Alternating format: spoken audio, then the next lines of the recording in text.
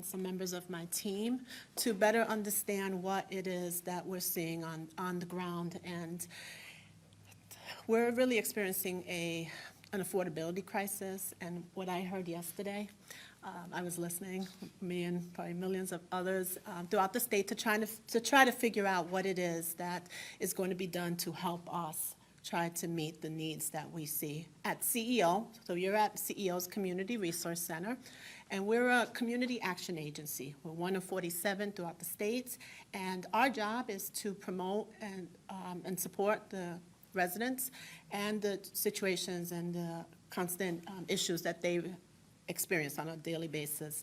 And so having the governor to come and kind of put real grit and to see for herself what it is that we're experiencing on a daily basis, trying to help the community, is a great honor. So I appreciate you. I heard things that resonated with me yesterday, and I look forward to. I'm going to be cheering you on right, thank you, from Sue. the sidelines. So, Right. like to welcome. Thank you, Sue. It's great to be here to see the real heroes, the individuals who have worked here, 32 years? 32 years, and other members of staff who worked here 20 years, 17 years, because these are individuals who have such a passion for giving people a better chance in life, whether it's the early childhood programs that I just had a chance to experience with some delightful 3- and 4-year-olds.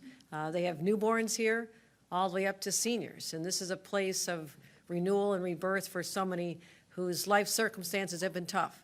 So these are the people I was thinking about in my address yesterday when I talked about how we can make New York more affordable. And it starts with understanding that families are struggling. It's been hard. Inflation is not their fault. It's a nationwide phenomenon, but that doesn't help them when they're trying to buy diapers and formula and the clothes for the kids in the next room. So we understood this. That's why we're increasing the child tax credit, $1,000 for children up to the age of 4. A number of the children I just saw would qualify. $500 starting next year for children older than that. And this is going to put real money back in the pockets of parents, in addition to our inflation rebate. For families, it's another $500. For the cost of school lunches and breakfast, picking up that cost puts $1,600 back in the pockets of hardworking parents, as well as a middle-class tax cut, which is the largest tax rate cut in over 70 years. So it all adds up. So the parents dropping their kids off here, when we implement this and get this through the legislature and get real money back in the pockets, it just gives them a little breathing room. And that's all they're asking for. Just give us a chance to get our head above water, and that's why I'm really proud of the work that you're doing here, and all the true heroes, as I mentioned, who come here and nurture these children and just to teach them the skills, learning their colors and learning their shapes and preparing them so they're more successful when they do get to kindergarten, and there's nothing holding them back. So I want to thank you for that, and everyone part of your team here, Sue, and happy to take any on-topic questions for now. Yeah, we'll do some offs as well, but let's start with on-topics about childcare. Jason? Governor, your child tax credit, you also yesterday mentioned your middle-class tax credit. I'm wondering what spending you're looking at reining in to pay for this, if we can afford this. Does this mean we're going to have to dip into the reserves in some sort of situation? Like, what are you going to do to offset this? Absolutely not having to dip into reserves to fund this. I have managed our budget over the last 3 years to ensure that we went from 4% reserves to over 15%, so we're ready for a rainy day, and it's not raining. I'm saving that for a difficult economic downturn, et cetera. We have seen more robust profits coming in from Wall Street. We benefit from their success. I think that's important to note. And our receipts are coming in a very healthy way. We would not be spending beyond our means. That's not how I've done this for years. I don't intend to do that. So everything we're doing is we're able to afford to do, because we have no option in my mind. We have a responsibility to help these families who live in our state, who've made this their home, who want to stay here, but there's just so many barriers to them. I want to make sure that we have the resources we do at the state level to make sure we can put more money back in their pockets. So if Wall Street doesn't perform this year, is this going to? It's not all hinging on Wall Street. I'm just saying that their bonuses came in higher than expected at the end of the year, so it allowed us to look at this a different way, but we are doing well. You know, we've managed our finances, our bond ratings are high, and you couldn't always say that in past years when it came to the state of New York's government. I'm very fiscally responsible. I've managed and worked on 14 successful town budgets, so I know how to do municipal financing, and I know how important it is to have the reserves, also spend within your means, but also take care of our families, and this just shows our priorities. Okay, anything else on topic? Yeah, Yeah, go ahead. Troy has one of the highest child poverty rates in the state, and if parents get this tax credit, that's great, but what about the cost of running a child care center for the employees that are there? How does the state answer that? Right, and also just building more child care centers. I mean, this is what I hear from parents. I mean, I've heard this from reporters I've sat down with. They say it's how hard it is to even find a slot. We have a real shortage of child care slots. That's why we're putting $110 million into renovating existing, expanding existing, but also building new ones. But also, it is hard to attract child care workers because minimum wage, you know, as we said, it's difficult to do these jobs. They're not well paid. And that's why when we increase the minimum wage, we indexed it to inflation. So their buying power goes longer because that was not the case before. But I understand how important they are. We also have various programs to support them. And I talk about free community college to train people in our high demand fields. I would put childcare in that category with social services and healthcare because, again, if someone who's 25 to 55, maybe thinking about going back to school, maybe they lost a job that they thought would be there longer, I want to give them another shot because I have employers, just like our child care agencies, who are desperate for more workers. We're also having a substitute provider program because you can't be not able to go to work because your child care provider called in or something happened at the center. We have to have the reserves in place, and that's something we're rebuilding up as well, another creative approach to solving the problem. Okay, anything else on topic? All right, great, thank You you, have Sue. card? Okay. Then Thank we're you, gonna- Sue. Appreciate it, Thank appreciate you it. for your time today. No, great, great. Thank you so much. I really appreciate what they do. Thank you, thank you. All right, be- Bev's gonna do one brief statement about some current events, and then we'll take some questions. I'm very encouraged to see that there is news of a ceasefire between Hamas and Israel. This is something I've called for many, many months over the last year since the horrific, barbaric attack on innocent civilians in Israel that occurred on October 7th of last year. My main priority has been bringing home the hostages. There are still 4 American hostages, including one young person from New Jersey. Our goal is to get them home back in the arms of their families who've been desperately seeking their arrival. I'm sorry that it didn't help families like the family of Omer Nutra. It's heartbreaking because I met his relatives immediately upon arriving in Israel when I went there in the aftermath of this slaughter over a year ago. And I was at his funeral, and to hear what kind of young man he was, we lost someone who really would have been an agent of change for our society with all his interests and how he cared so much about others, even at his young age. So our hearts continue to go out to those who were killed on that day, to those who were held captive and not returning home, but to the families that are finally going to get what they've been praying for this long time. This is very good news for our country, and I hope it is fully implemented as soon as possible. Okay, any off topics? The governor Let's start with John, we'll go around in order, thanks. Governor, your plan to have police officers on overnight subway cars. How many police officers is that going to take? What is that going to cost? And what about the idea of having that during daylight hours? Why did you decide overnight rather than daylight? Because you look at most of the crimes that are committed is on the overnight hours. We also want to have the police deployed so they can make sure that when commuters get out in the morning, that the environment is safe, that those who need assistance are not on the trains in the morning, those who have been maybe spent the night on the train, that we can help people get to supportive locations. And so it's about making sure that first morning commuter experience is very positive, and we've worked very closely with NYPD to come up with this plan. Chief Kemper is formerly managed this for NYPD. He now works for MTA. This is part of his overall strategy. I asked the same question. I said, what about daylight hours? We are not removing the National Guard, the existing NYPD, or the MTA police from their normal routes during the day. But it is those overnight hours when we have people coming in and working, the overnight shift at a hotel or a restaurant and healthcare facilities. there's a lot of anxiety late at night on these trains, and I want to tamper that down, but also send a message that if you're trying to do something harmful to others, you will be caught. And I want the police riding on the trains. I want them not standing on the platforms so much as circling in and out of the stations and, in and out of the cars. I think that's important. Right now, I think the costs are about $77 million to make that investment, and I have to get the exact numbers on how many that's going to. We're just working on the details, and I believe that tomorrow, I'll be in the city announcing all the details. Okay.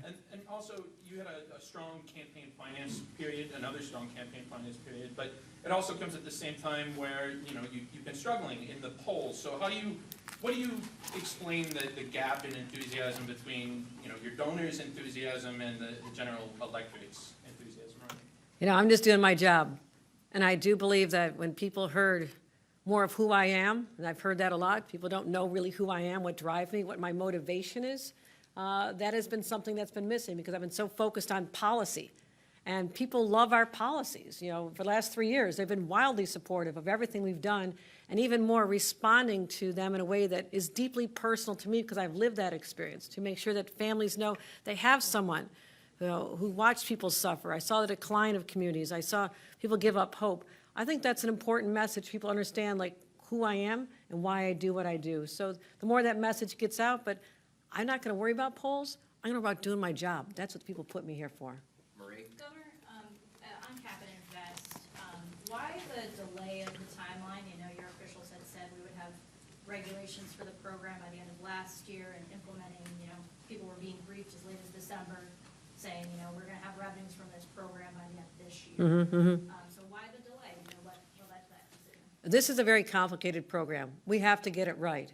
Only one other state in the nation has gone forward with this, Washington State. I've spoken a number of times with the governor about what they've done and how we can make sure that we do it in a way that is going to be very successful. But you also have to measure pollution before you can solve the problem. We don't have the data necessary right now that we thought we would have, but we don't have. So it's a foundation of a smart program, is to have a better understanding of what we're dealing with here. So that's why it'll take some time. But what people should be more focused on is that the benefits from Cap and Invest means there's money coming in for us to invest in programs that are so important, retrofitting homes and giving them heat pumps, working on SUNY CUNY facilities and making sure we have clean energy generation at those facilities, green transportation. So the $1 billion I announced yesterday, and we'll have more details on this when I announce the budget in less than a week, that shows the real commitment. That shows my commitment on top of signing the Climate Change Superfund Act. That shows my commitment on top of countless other initiatives we've brought to generate more clean energy transmission. It's critically important to the future of our state. So this simply says we can study here, we'll get the right information, we'll get it right, but I'm not letting these projects go unfunded. I think that's an important distinction to make here.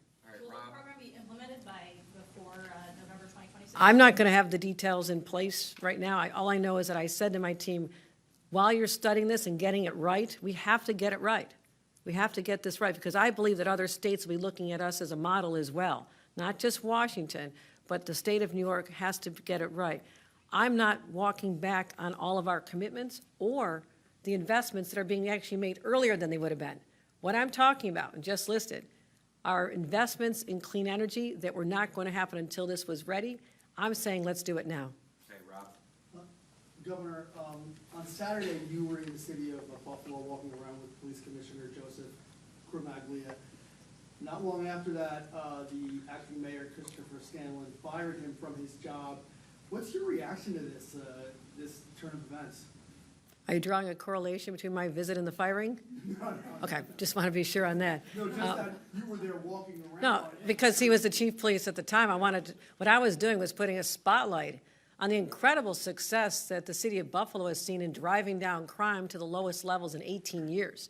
I mean, the statistics are hopeful. Not that a city that, when I first moved back to Buffalo in 1991, the murder rate was off the charts, the assault rates, the gangs, the shootings, neighborhoods that have been paralyzed, like the west side of Buffalo, the 10th Street gang.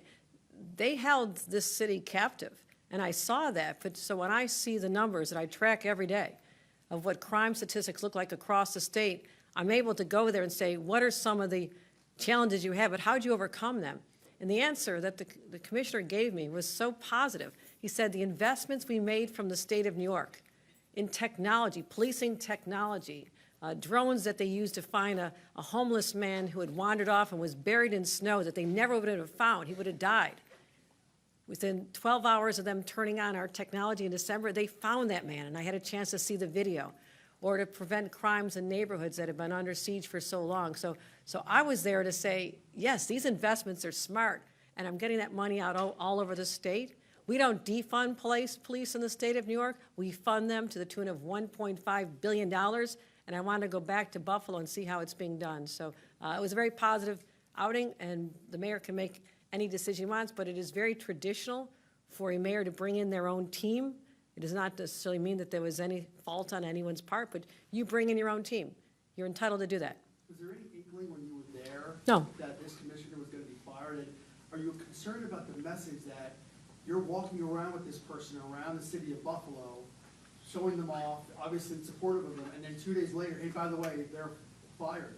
Does that upset You know, I know Buffalonians, they're talking more about the Bills game on Sunday than they are about that.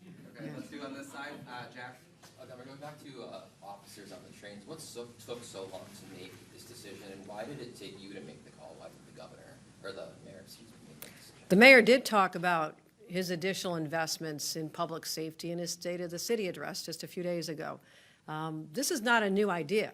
You know, we've had 1,250 extra individuals to be in the subways as a result of our surge a year ago. So this is not a new idea. It is just simply saying, like, what else can we do? I'm always pushing us harder to do better. And crime statistics aside, there is still a feeling of unease that we have to be sensitive to. And if people feel better seeing a police officer on the trains, not up in the station, not necessarily on the platform, but in the trains, along with the cameras, which, as you know, I was very aggressive in getting those cameras on the trains. They told me it would take a few years. I said, no, it will not take a couple of years. I want it done now. And every single train car has a camera. I cannot tell you the number of crimes that are being solved. NYPD is grateful that they can now find perpetrators that otherwise would have been nameless and gotten away with crimes. They're being caught now. So I think you're going to see a different, better outcomes as a result of that, but also the police officers to prevent crimes, to solve crimes, and to give a sense of security that is necessary so we end the chaos on our subways. Okay, got time for one more. Dan? Governor, in your State of the State book yesterday, you say that you're going to negotiate a revenue source for the MTA during the budget. Mm-hmm. We knew that. Will you have your own proposal next week in the executive budget, or do you want to start those negotiations without a proposal on the table or just from scratch? No, I think the leaders were clear that in vetoing the initial proposal put forth by MTA, which is customary for them to put that to the leaders first or to the representatives on the decision-making panel, I'm willing to sit down and roll up our sleeves and to find the path forward to fund what is basically the lifeline for downstate New York. And it has a ripple effect on the rest of the state. As I talk about the revenues that allow us to take care of families here in Troy, much of that does come from the downstate economy. We appreciate that. It's important. And I have to make sure that people can get to those jobs in a faster way. And that's why I'm focused on shaving off time for people coming in Metro North, adding new lines and enhancements on the Long Island Railroad, as well as ensuring that the subway itself can be expanded, the Second Avenue subway, the work we're doing there. Also, new connections.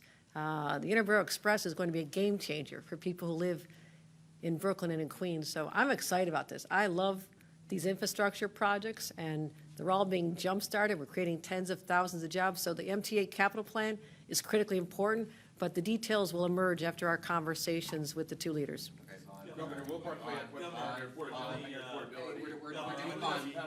Why don't we allow two more questions? You're so generous. I am. On, I- and then channel six. Appreciate it. All right. You owe me one. Okay. So do you. The mask ban. Last year, we were in a press conference, I believe in June, where you said this was obviously an issue, and that the time has come to address that. It was not in your State of the State yesterday, not in the book as well. Why isn't this a priority anymore? Well, it's very important for us to ensure that people who commit crimes do not get away with them. And I have said I would consider language that says if you commit a crime while wearing a mask, there should be enhanced penalties. and the process is not over yet. Okay, Channel 6? Governor, following your state of the state, Will Barclay, Assemblyman and Minority Leader, had questions on your affordability agenda, just given your stance on congestion pricing. What's kind of your response to that critique? Is he worried about congestion pricing in Oswego? Okay. No, what he has to understand is this.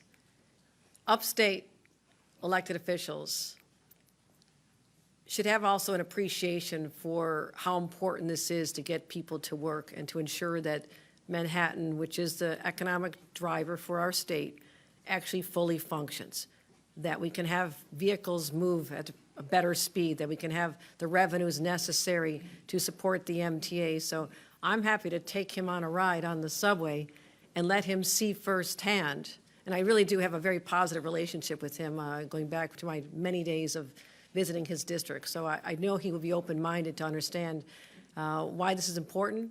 It has to be funded, but also to appreciate that this would have been 40% higher had I not stepped in to cut that cost, understanding that there are challenges for families and individuals. But by and large, when you see that there is an option, you know, up in his district, my old stomping ground, there were no other options. You had to drive a car. This is a region that is blessed with one of the largest, probably the largest subway transit system in the world. And the vast majority of people who work in Manhattan in that district, 90% are coming in on trains. And that's something I want to help educate some of our other elected officials who may not be as familiar with that data. Great. All right, Thanks, everybody. thanks, everybody, appreciate it. Should there be congestion pricing in Oswego?